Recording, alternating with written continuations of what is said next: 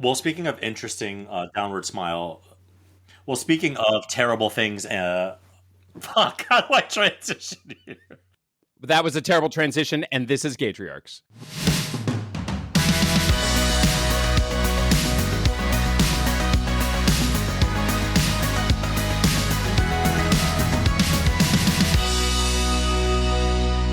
So, remember last week when I was telling you about my really cool dad hack about just telling your 2-year-old not to cry, and they magically don't cry? Oh boy, that took a long time. So I have an update. I'm a delusional asshole. And my daughter, who cries nonstop about everything, is continuing to do so. Yeah, that whole like don't cry thing worked for literally 2 nights in a row. And then we recorded our episode. And ever since, she cries during dinner, after dinner, before bed, during bed, as she goes to sleep. She cries all the time. But you know what else is... To your credit, I'm going to try to give you the credit. You knew that this has played out exactly the way you expected, right? Well, really, what I really wanted to happen was for her just to never cry again and me to be like, nanny, nanny, boo, boo, I'm a better dad than you. Yeah. But it didn't happen. But part of it is because my daughter got, of course, like they all do at daycare, she got conjunctivitis / an eye infection. So the cure for that is eye drops. Oh, God. Have you ever tried to put eye drops in a feral monkey? I don't think I ever have, but also my kids both have glasses, which has nothing to do with like eye drops, except they have more stuff around their eyes. God, I cannot remember ever actually putting eye drops in them, although we've done it. But I will tell you, I remember having pink eye when I was in kindergarten or something like that. And my mother straddling my chest with her knees on each of my arms as I'm flailing back and forth to say no, screaming, and her, then leaning, So if you'd like to hear that sort of screaming, come to my house about 3 times a day, because we have to give it to her 3 times a day for a week. And when I tell you, see, my son had it many times and he was just always like, okay, it's kind of annoying, but I'll do it. When I tell you that just what you said, my husband and I have to pin her down and peel her eyeballs open like we're attacking her. It is awful. So the update is I'm a delusional asshole and my kid still cries all the time. None of that is a surprise. I think that is good parenting on your side, that you acknowledge failures and you are keeping them conjunctivitis free, or at least trying to get there. Yeah. I had a pretty, I would consider, major fathering failure this week, which was yesterday. I had to go into New York City for a meeting. And my partner was also in the city. So I had to do a whole massive, got to figure out what to do with the kids after school, which is not that big a deal. They can stay home alone. That's fine. But one of them had a practice to go to, yada, yada, yada. So so my son was going to go to a friend's house, and halfway through the day or towards the end of school time, I was in a meeting and I look at my phone and another mom says, "Hey, the kids did so great in their presentation today." And I was like, what presentation? They did something called Invention Convention. Really big. They've been working on it for months. They had to put together a whole poster for it. And all of this took place at the other kid's house, actually. So all the more reason that I was a little disjointed or disconnected from it. They had this huge presentation that they had to put on for judges yesterday. This feels like a massive event that I, Gavin Lodge, would have moved, heaven and earth to attend. Yet I had no idea that it was taking place. And luckily, the mom said they did a great job. Hey, do you want me to hold on to your son for a little while? And I was like, he's not. I have no idea where he is. Thank God this other mom happened to be there, which she then told me not a lot of parents were actually there. So it's not, apparently I wasn't the only delinquent parent. But furthermore, I just had no idea I knew where he was, but I was like, I have completely lost control of my family situation today. Please don't call Child Protective Services on me. But then, thank goodness other people picked up the slack for me. I mean, the only kid you really pay a lot of attention to is your daughter, Pinocchio. That's true. She demands a lot. And so you didn't hear what I said. You just talked over me because it was a joke. I said, your daughter, Pinot Grigio. And you talked right over me. And that's why this podcast is failing. Anyway, and this is Gaytriarchs. This is Gaytriarchs. But I do want to say I apologized profusely to my son, and he was like, "Whatever, Dad. Not a lot of parents were there. I don't care." I'm like, "Oh, but you had a presentation. Yeah, whatever. It wasn't that big a deal, Dad." Okay. So anyway, I had to take 6 seats and I don't know, dad fail. Contemplate my life. Yeah, it was dad fail. Maybe instead of like dad hack of the week, we do dad fail of the week. Like, how did you fail as a parent today? Yeah. Well, there you go. Starting a new series to be forgotten about by next week. Can we talk about also that my daycare had a late start because it snowed 2 flakes, of course. So they decided to open daycare late. So when you go to daycare every day at the same time, you see the same parents in and out of the building, right? They become like your crew or whatever. Totally. But when you go at a different time, even we're talking like 10 minutes different, it's a totally different crowd. You're like, I don't know any of these people. I didn't know any of these people. Who are these people? Yeah, who are these people? So I went and it was like 9 a.m., which is not when we go. And we're getting there. And I realized that my daughter's classroom isn't open yet. The teacher's still like down the hall. So me and then some of the other dads are there. And this one dad walks in. And he was like 6'4". He looked like a Disney prince. He was wearing this like white sweater and these tight chinos. He was like clearly going to go to work in Manhattan after this. When I tell you that I stuttered like a drunk teenager talking to him for those 30 seconds before the teacher came in, I was like, hi, so your daughter is the... I was like, David, you're 44. Get it together. You've seen hot guys before. But like this hot dad whose daughter I know because my daughter and his daughter, like they say each other's names a lot. I didn't know who the dad was. Right. Now I got to start dressing up before I drop off my kid at daycare. You got to up those standards. I can't believe you let so much go, David. Oh my Come God, on. I've let everything go. Speaking of letting go, why don't we do our top 3 list, shall we? Gaytriarchs top 3 list. 3, 2, 1. This is your list, but also maybe a list we've done already. You know what? Maybe. It doesn't matter because doesn't matter. When on the topic of lying, basically, I guess I have there's no end to it, right? So yes, this week was the top 3 lies you tell your children. Number 3 for me, Reese's peanut butter cups are poison. Now, obviously, we don't do that anymore. We have 100% done this list before because that was one of yours. No, we're going to do it. Our listener is going to have to hear this again. No, but Reese's peanut butter cups has poison. Yes, your mom. I know. There's a whole thing. Yeah. All right. Number 2, obviously, there will be no driving because we're all going to have self-driving cars by the time my kids are 16. It is a lie that we keep fostering right now because basically I don't want my children to ever drive. So they do, though they don't believe me, it's a lie that I continue to foster. And number 1, Santa Claus and the Tooth Fairy. I mean, yeah, we do lie to our kids. That's a big lie. I feel guilty every time I talk about it, but like, yeah. But it's a wonderful lie, isn't it? It's a good lie. I know. That's a topic we should revisit sometime. How do you distinguish between white lies and big lies with your kids? Anyway, Your Honor. Let's cut that out and talk about it. Okay, go. What about you? How are you a big old liar? Well, yeah. How do I lie to my kid that we've already done before? So my 3 are, and number 3, we don't have tickets. I know we've done that one before. We don't have tickets. We don't have tickets. Yeah. And we're talking about things that don't require tickets. Like, can we go to the park? We don't have tickets. Number 2, it's broken. You know that toy you really like that's really loud that we threw away last week? Mm-hmm. Yeah, it's broken. It doesn't work anymore. And number 1 reason I say, they're closed. Yeah. We want to go to the ice cream store. Yeah, they're closed. Sorry, they're closed. And they fucking believe me. Every time. Stupid kids. Idiots. Oh, my God. Right. Okay, well, what about next week? So next week, hopefully this is a new one. I'm not sure anymore. I'm too old, and this is episode 50, Gavin. By the way. 50. Happy 50th, because we are half a century. A century. We are half a century. I can't believe that. Congratulations to us. Congratulations. Look at us. Yeah, thank you. We still we don't look a day over 49. No, not a day over. I do say so myself. So next week, our top 3 list will be top 3 things that your kid is going to tell his therapist about you. Hey, David, I know that you think I think of things and never follow through with them, but not always. I want to revisit What Would You Do? From Cabaret. From Cabaret. In fact, Hold on.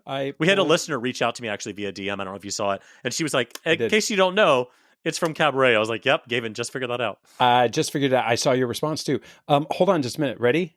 Your advice. What would you do? Nice. Did you hear that? There you go. What would you do? Yeah, this is very dramatic. Very dramatic. I mean, come on. It's like all Holocaust-y, so of course it's very dramatic. Okay, so what would you do? So your toddler is in public with you and makes an overt comment about a visibly disabled person. Like, why does that lady have one arm? Or why does that man's face look like that? What would you do? It's that you don't know the intervals that makes me the happiest. You're welcome.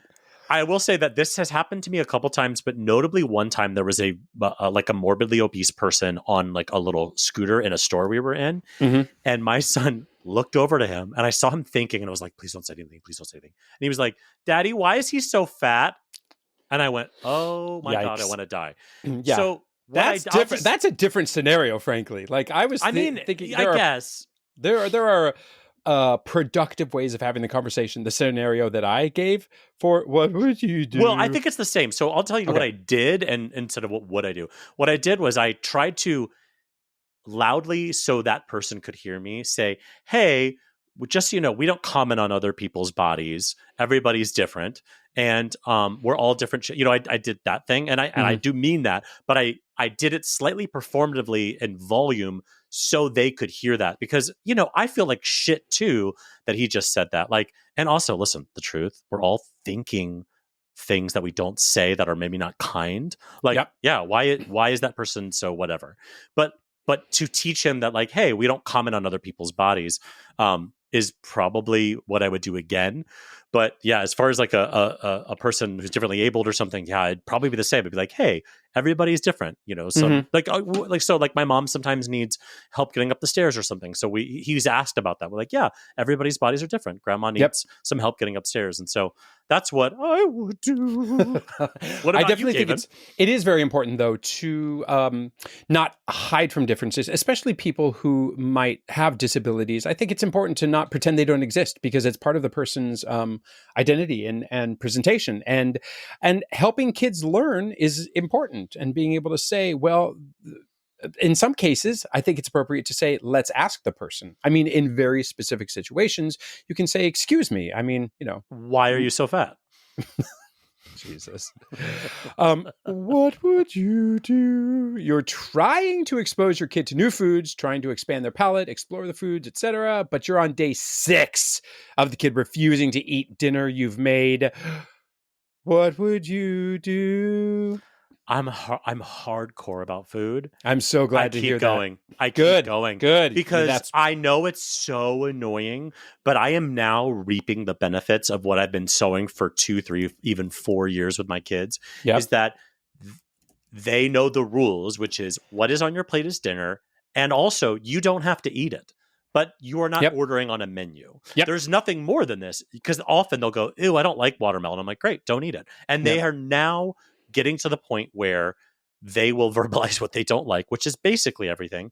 But they also know that, like, they can't just order mac and cheese. So it sucked for years. But like, food is one of those things that, like, I feel like was one of the things I wanted to kind of like make better from when I was a kid. Like when I was a kid, kind of like you could have anything you wanted if you cried loud enough. Ooh, and I wanted to make sure that, like, that they saw food as not this like reward system and whatever, that this is fuel for our bodies, and it could taste good and there could be treats, but like, this is the food. So it sucks out there, everyone dealing with that, with the kids throwing the broccoli on the ground for the 30th day in a row, but keep going. Yeah, well, that's the lesson for parenting in all ways. I think it is. We are in a culture that I think often gives up too easily, or wants to find the easy way out, and there is very little easy way out with parenting. You really do have to be stronger and more persistent and more stubborn than your kids, and they're fucking stubborn and persistent, that's for sure. Okay, I've got one more for you. You're at Costco. Of course I am.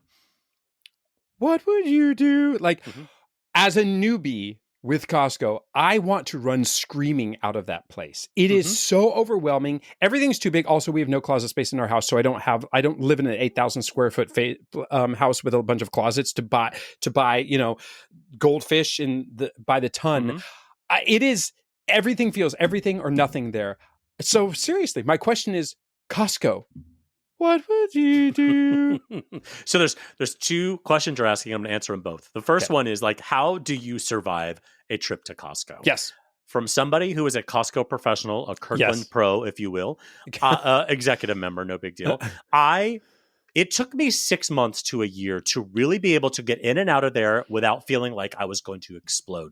Because if you go when it's busy, which is always, the carts are super wide. The aisles are not very wide. And so you're dodging a lot of traffic while also trying to grab the shit that you want to grab. So my only two pieces of advice is, one, go the second they open, because that's the only time that it's not crazy at the registers. And then the other thing is, go the opposite way. So when you walk in, you kind of walk in through the thing, and then you can kind of go to the back where there's the a natural circulation, around, and then you kind of come back down by the pharmaceuticals, and then you can go to checkout. When you walk in, cross the store, go to the pharmaceuticals first. You're going to be swimming upstream, but you're not going to be competing at all. And then when you come back around to the front side, those registers are a little lighter than the ones everyone's trying to get to. People need to pay me for this kind of shit. This is important. They really do. It's time. It's time to get beyond you just made 10 cents off your podcast. I know. We made 16 cents last week, guys. We got another ad, and we got 16 fucking cents. And then the other thing is like, you don't have room for Costco, so what are you going to do? You can't go to Costco anymore. Like, I don't know. Like, I legitimately don't know what to tell you, because like, we have this basement, which we store a lot of stuff in. And I also used to have a freezer in the garage. But like, if you can't fit 16 boxes of chicken breasts in your freezer, you can't buy them. That's what I told. Waste money. And then if you just went to the grocery store and bought it for a little bit more expensive, you wouldn't have wasted the one. So I hate to say this as a Kirkland fan myself, you can't go to Costco as much as I do. I go twice a week, Gavin. Twice a week. I'm very jealous. All right. Thank you. So we are so lucky to have today a very dear friend of mine who is not old, but we have grown old together. I'm not old. I'm legendary. The legendary Eric Sciotto, who has been in about 117 Broadway shows, but also, more importantly, the reason that he is here is I'm going to call him my gay dad mom. And by that, I mean like my drag mom, but not anyway. The guy who introduced me to the possibility that I, as a gay guy, could have a kid, Eric Sciotto. Welcome. Oh, hi, Eric. Eric Sciotto. Hi, everyone. To Gaytriarchs. Tell us, how have your kids driven you crazy today? Woof. Well, today, so teenagers, right? I have a 15-year-old, and his friends like to make very last-minute plans really fast by text right when you're running out the door. So I was ready to take my kid to school, and he's like, Dad, just so you know, there's a whole lot of things that happen really fast, but I'm going to grab all my hockey gear. I'm going to spend the night at Leo's. We're going to go up and play. Blah, blah. I was like, whatever, just get your crap and get in the car. And then he did. Just don't get murdered. Thank you. Bye. That's right. Stay alive, don't break your leg, and that's it. Okay, and how did your daughter already drive you crazy today, or has she? She didn't. Okay. She woke up with her alarm. She was ready for school. She couldn't find her house key. And then this is my favorite. She's like, it's right there on the counter. I left it there yesterday. I'm like, well, it's not there. And she's like, well, that's where I put it. I'm like, right. So all the magical creatures came and took your key and threw it somewhere. Sure enough, it was, I don't know, in some pocket or some crap. But that's how. She's very insistent on how she did something. But then apparently I must have lost her key for her. You're sabotaging her life. You're gaslighting. Yeah. That is what your point is, to absolutely, be in the way of all of her growth and maturity. And anyway, so how did you become a dad? Tell us that. We went through a semi-open adoption process through a small tri-state agency when we lived over there.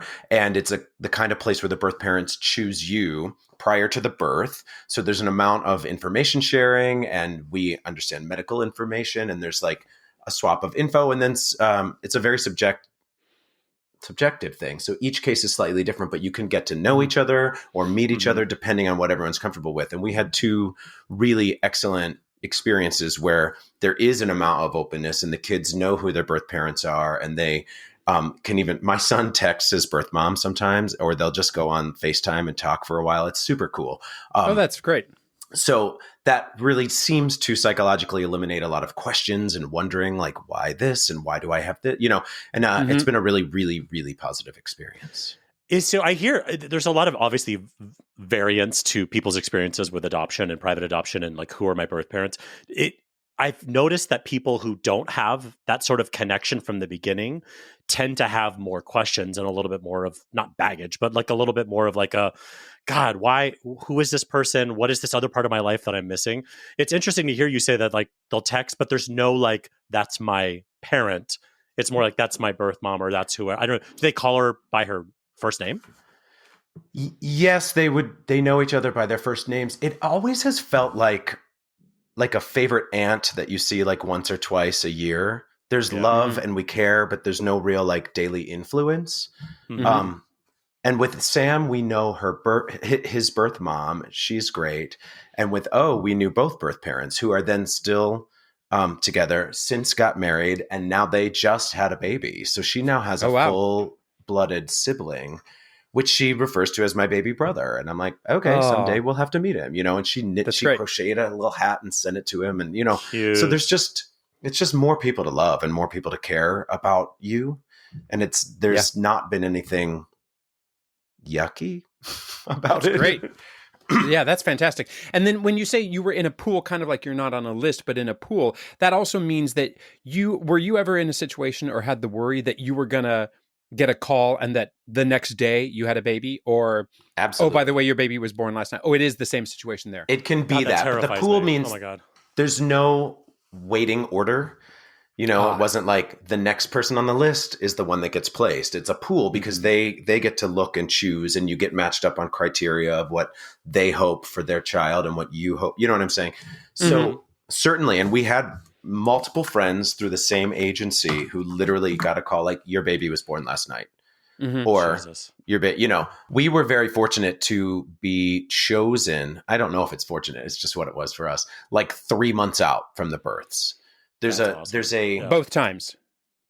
Yes. That's it's pretty great. wild. There's kind of a window. They don't let the people normally choose too far out because there's a lot of emotions and a lot of up and downs, and they don't want to drag us along for all of that turmoil. It was a really wonderful agency. I think they mitigated the psychological aspect of it for both parties really well. But we were both chosen kind of as soon as you could be chosen. It just took, the first one took 1.5 years, and then the second one was much faster. I was going to say, like, the joy, I think, of the 3 months or whatever is that you get a little bit of the like excitement part of it, right? You get to like be excited about what could be, what's coming. Some of it's too long. Like when we did gestational surrogacy, so we had 10 plus months of waiting and getting excited. And then there was that point right in the middle where I was like, can this be fucking done yet? I'm tired of talking about the baby that's coming. Can we get the baby here? And now I want them back. So I guess. Yes. I also think but then you go through those lows of, well, they are allowed to reconsider their choice. And I mean, it's a big roller coaster, but I think kind of that's how parenting and pre-parenting is. There's a new term, pre-parenting for everyone, right? Like you go through the highest, this is going to be amazing. And like, oh God, so totally that still happened, even though we had fairly certain by the time the choosing happens, the agency is fairly certain that there's no red flags and there's no issues. That's part of what I think their great work is to really go through the process of psychologically supporting both parties to make sure before we match that we're fairly solid. They had a great track record, very, very low incidence of disruptions. So one of the many different reasons and ways that you would be able to contribute to Gaytriarchs, I think it's so interesting to talk about your journey over the last couple of years, where you had your kids living in New Jersey, basically right outside of New York City. You and your husband were both regulars on Broadway. You had your community, you had your tribe. It was very wonderfully insular and cushy. And then suddenly you picked up and moved. And there are so many things to pick apart there, but really, what was it like to move with your children. How did you prepare them for that? And then, of course, how have they adapted? So first of all, tell us where you moved and why. Get used to it, Eric. Gavin asked 6 questions in a row. Should I honestly just choose the one you want? Should I go back and restate? Let me go back and do that again. Gavin, this entire podcast is built on the foundation of you ruining things, so we're keeping it. Eric, please go. It's true. I can handle it. So, yes, everything you said is true. New Jersey, hanging out, done. We were both older. We were both kind of like, we had used up New York. We felt like, that's a horrible thing to say, but like we had done everything we said. You set your dreams, you achieve them by 23. All of a sudden you're like 40 something and you're like, oof, I didn't think past that. And you're like, I've had sex in every bathroom at Port Authority. Like, what else do I have to do here? You have used up New York. Truly. You used it up. So we kind of took a giant leap, and David applied for a job at the University of Utah, which immediately happened. And we were like, yeah, let's go. Let's pick up and go. We didn't know how to get out of the rut of living in New Jersey, commuting to New York, and doing Broadway shows forever, which I loved that. There's no negative there. It became weird. And I was still commuting in every day, missing bedtime with my kids every day, except 2, And then when we first moved there, I was commuting in about a half hour. By the time we left, it was taking like 4 hours. I would have to leave 4 and 5 hours early to make sure I could achieve half-hour kidding. Call. Wow. Not kidding. Wow. So it just became unsustainable. Anyway, we took the leap. He got a job. We were like, let's do it. I said, do they have an airport? I'll fly around for work. That's what I always wanted to do, was like fly around, direct a choreograph, teach, whatever. And I'll stay home and be a house father when I'm not working. So yes, we picked up and moved to Salt Lake City, Utah, which is quite different. And it's interesting. I've been thinking a lot about this, like, how did we prepare the children? And the truth is we made it pretty simple and matter of fact. Like we said, yeah, it is going to be scary and you're going to have to adapt and learn stuff, but you'll be fine, kind of thing. I mean, I moved like 9 times or something before college. It was in like 7 or 8 schools before college. And so I would just say, like, listen, I moved 9 times and it's scary, but I turned out awesome. And we would walk away from it. I didn't like poop on their feelings. I just was like, yeah, that it's kind of going to suck a little bit, but you'll figure it out, Does that tend to be a parenting hack of yours, is actually not sitting in the mire or like really taking the weight off of it? Sounds like you're like, yeah. I think so. I mean, maybe I oversimplify and maybe I'm too matter of fact about stuff, but I'm like, yeah, that is going to suck. Like, I'm honest. But also, listen, y'all, in this day and age, everyone's connected. The world feels very small, we moved, and like a week later, some of our best friends were taking a cross-country road trip. So they extended it by 2 days, and they were in our house in Salt Lake City. Like, their same friends from the East Coast were just at our house. Then my brother was randomly here. It just was like, I was like, see, it's not hard. You'll still see people. And then, Fortnite, he's playing with all his friends back in New Jersey anyway. Like, and I just am kind of like you don't have to miss them. Just call them, get on a video call. Like, not to dwell on the getting ready for the move, but were they upset originally and then expressed their upset? Okay, of course. 100%. They were, born, and 3 days later they were in our house in New Jersey and they never lived anywhere else. Of course, that's any nest, any normal is going to get scary to leave.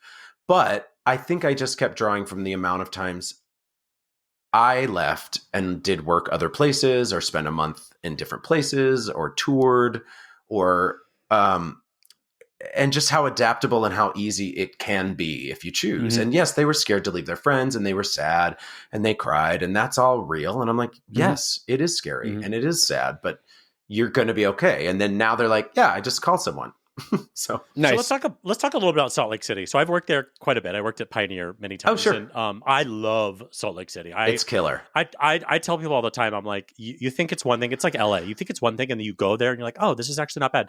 But tell me about the kind of the culture part of this, right? Like New York City, your whole life, moving to Salt Lake City. While I also love Salt Lake City, culture fucking shock. Tell us a little bit about that. I think I'm a small town person at heart. I'm really from Ohio and David's from Indiana. So we're very like Midwestern-y. So New York was like busy and different, and we knew how to navigate it, but that wasn't like my soul.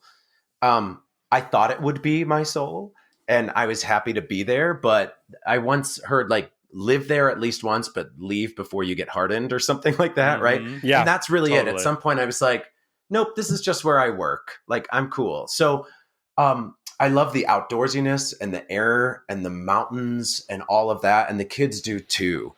They can run around the neighborhood, and my daughter has multiple friends in the neighborhood that she can just run around from house to house with. We didn't have that.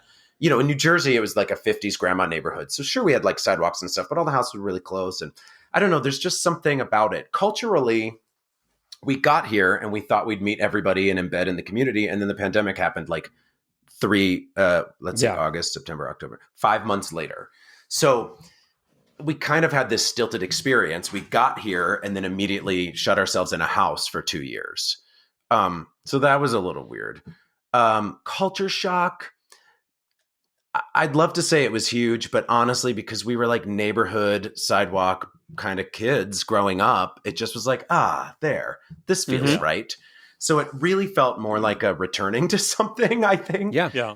But I absolutely love it here. And a lot of people were really worried that, you know, we would be shunned or we would be treated poorly, but we have not had that experience absolutely at all. Our first neighborhood where we rented, I think, was steered beautifully by a woman that was helping us relocate, who ended up being our realtor, was very eclectic, very progressive, lots of pride flags and trans flags and lots of hair colors and tattoos. And we were like, okay, cool. You know, Nice. Not that we're that out there. We are so like apple pie Midwestern that, I mean, I do have black nails, but anyway. I was going to say, you do have your black nails. Exactly. I mean, but like Salt Lake City is pretty, I mean, that was the surprise when I was there. It was like Salt Lake City is pretty liberal and progressive. It's like once you start kind of going out of the bubble and you start getting in those little mountain towns where it gets a little like cliche. But tell me, do you miss being stuck in Midtown and having to poop and not having a bathroom? No, but I also used to have a list on my phone of where all the bathrooms were. Thank you. Actors Equity, Marriott Marquis, like we Starbucks. Which Starbucks would. New York Sports Club, New York Sports Club, New York Sports Club. And which ones had a changing table? Thank you very much. Because I can do a wall squat and change a baby on my lap, no problem. In Midtown, no problem. Because they are not ready. That's an excellent dad hack. Literally like squatting with your back up against the wall and making a table with your knees. I have never done that one. No, I haven't done that one, but I put my baby down on some pretty disgusting surfaces to change them. But Gavin, your knees couldn't handle that. You know what I mean? Like those are the knees of the Romans. You know what I mean? Like it's an aged knee. No matter how old I am, here on Gaytriarchs, I do want David to know that Eric will always be older than I am. I will always be older. Wow. Yeah, wow. I just look cute. Anyway, oh my God, the changing table thing. Can we just talk about that for a minute? What the fuck, please. world? Get it together. Because and I wonder, every generation of gay dads goes through this, and we get irate, and then we just adapt and keep moving forward, and then we forget about diaper changing tables. But it's still a thing, isn't it? It still is a thing. I was literally just doing a pre-interview before we got on this call for a guest coming up, and he was talking about the same thing. He was like, why in airport men's bathrooms do I have to like lay down on this wet, disgusting floor? Mm-hmm. Why is there not just a little fucking koala gray plastic thing from the wall? It's like $90. Yeah. In an airport, that's awful. Yeah. It's stupid. Wow. There were some restaurants in New York that I knew were not equipped, and I just would go in the girls' bathroom, and then I would come out and they'd be like, what? And I'm like, there's no changing table. Get over it. And I would go and sit down and continue eating because I don't care. Do you want to change my kid? Because you are more than welcome. This is a 5-alarm diarrhea. Now, so go ahead. Yeah. Listen, I heard you liked poop stuff, but you know what? My kids are now much, much older, so I haven't dealt with a diaper in 9 years. It's so interesting because like I'm on the bottom. I have a 2 and 4 year old. Yes. Even yes, tweens. You have teens. Like we're covering the gamut here. Today We sure are. Gaytriarchs. Yeah, we sure are. Yeah. And things have still not changed. Correct. Very much. There's still we're about to start potty training for my 2-year-old, and I keep thinking like when that's over, because we're not having any more kids. I was like, no more diapers. It is a weirdly sad feeling I'm having of like diapers going away and like diapers and cream, like just the culture of diapers. I'm excited for them to go away, but there's also like a weird sadness to it. Is that weird? That's weird. I think it's weird. Everything's a stage. Everything's it's been great having you, Eric. Thank you so much. Thank you so much for joining us on Gaytriarchs. Yeah, no, that whole thing, like, you're right, because you're like, oh, I don't want you to not be a baby, but then they like become something new, and you're like, oh, that's cool too. So I think the whole thing is always like like a sad, but oh my God, what's next kind of thing. Yeah. It's so cool to watch them become whatever the hell they were hardwired to be, because, they are. They'll tell you who they are. Speaking of that hard wiring, what would be, I mean, now having a 15-year-old, have you gone through, did you always, I mean, obviously, you always let Sam be who Sam was going to be. For sure. But has he taken diversions that you never saw coming? I don't know if I would say never, but when he was little, he thought it was cool to like be in little shows or dance a little bit. And now he's like, fuck no, give me sports. And he's only, but listen, his first word was ball. So, I mean, like a ball was all he said as a child. Yeah. No. And all he said was, so I'm like, how did I not know we were heading for the sports experience? So that It's not, but it's what I think that is exciting is how invested he will get and how much he will take on to like, I want to be better at this. Can you take me up to the rink so I can? And I was like, oh, I see. We're going to drive that boat. Okay, absolutely. So I think what's shocking is not what he's interested in, but like how hard he'll go. I think that's pretty kick-ass. What I love also about that is like, it's so true of like getting to share in the joy of whatever the fuck they're into. Like, I hope my son is straight only because like I have no sports experience at all. I have women's figure skating and gymnastics. That's all the sports on my radar. Mm-hmm. So like if he's like into lacrosse or football or whatever, I'm excited because I don't know anything about that. But if he's excited, that would be really fun. No. Yeah, it's super cool. And that's exactly what happened. He's into lacrosse. He went through soccer, into lacrosse, into ice hockey. All things we knew nothing about. I mean, soccer a little bit, but has he made you guys more of jocks yourselves? Do you play with him at all, or at least when he was learning the sports, or have you put on ice skates and gotten out there to knock it around? Learning the sports.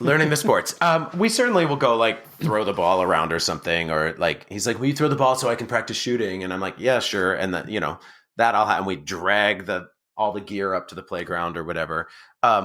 I certainly am not playing them. David always could ice skate better than me, so I know he's been on the ice a little bit, but not recently. Sam just handled it himself.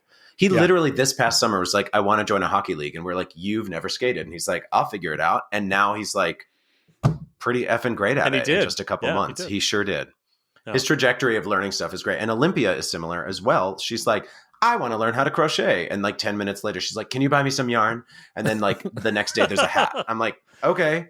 And you're like, oh yeah? Well, show me rolling shuffles on your left foot. Go. That's right. I'm like, you tried dancing for Wayne Salento for 8 hours. No. It's wild what they just decide is important and go in. And I'm like, I guess I was the same way. I taught myself all sorts of things. Undoubtedly. And your parents just went along with it, luckily. And just like David and I can relate to. I mean, my parents certainly had no background or understanding of what I got into. And yet, it's what we do. That's what we do. I do want to, we've been talking about culture a little bit and that Utah's been no big deal, whatever, but come on. Gay Mormon dads? Have you met lots of gay Mormon dads? Because I got to say, Instagram, I feel like is full of gay Mormon dads, which is also amazing. A search term on my Pornhub search. So, oh my God. Listen, yeah. Well, listen, culturally, it's been cool. Everyone's really like polite and nice at the very least, whatever they're judging inside. Have I met gay Mormon dads? Not that I know of, but do I assume some things? Sure. But I don't really, I don't know. How to say this? We're busy people. I'm not out in the world. I'm not going to bars. I'm not like meeting people. I'm either working or schlepping my kids around. Taxi dad is in full force. I'm just running kids everywhere all the time. And then I'm crashing and going to bed at 9:45 because I'm 1,000. So I know the neighborhood people, which is a lot of like older folks. And it's a very diverse and interesting place, actually, strangely enough, my neighborhood. But there is an aesthetic. There is a lot of self-care. There is a lot of money around. So there's some pretty things to look at. But, I think they just give me like a weird look and try to smile and nod and leave. I don't know. But on the sports ball court fields, I have to interact with people. And I'm shy. That sounds so weird. Like I'm a very like introverted extrovert. I can hold a room and be crazy, but I get really shy around people and about meeting new people. So I generally the like gateway drug is like women. So I say hi to the moms and they start to be like, oh, I like your nails. I'm like, okay. And that's how that happens. But then there's a few dads and certainly the parents of Sam's friends. They're just super cool. Nobody has ever seemed to care or treated me any different. I just feel awkward because that's just who I am. Brought to you by anxiety.